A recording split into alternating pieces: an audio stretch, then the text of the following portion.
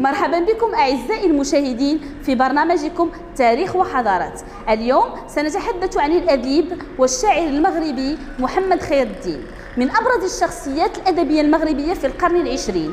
أمازيغي الأصل، ابن مدينة تفراوت، هاجر وأسرته إلى الدار البيضاء حيث كبر وترعرع. ترك الدراسة باكرا وعمل في صندوق الضمان الاجتماعي في سن العشرين.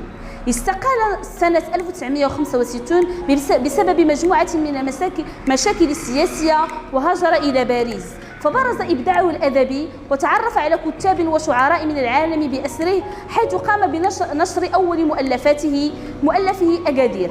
في روايته أكادير حكى عن معاناة سكان أكادير بعد زلزال 1960.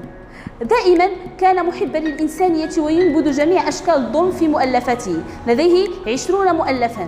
ضليع في اللغة الفرنسية، محب للمسرحة والصحافة والأدب. عاد إلى المغرب بعد 16 سنة من الهجرة في فرنسا، أكمل مسيرته الأدبية ونشر مجموعة من الروايات الجديدة. اشتغل في ميدان الصحافة واشتغل في مؤلفات مسرحية.